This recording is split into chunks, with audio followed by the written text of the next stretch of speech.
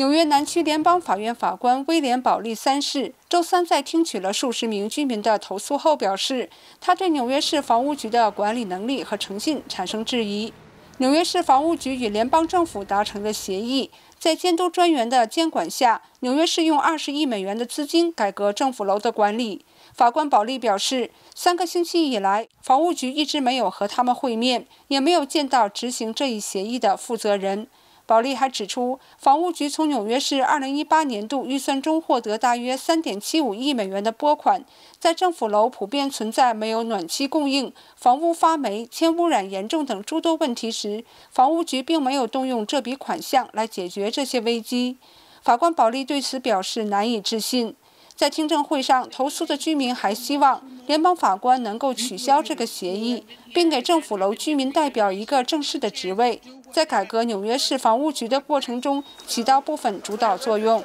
新唐人记者安心纽约报道。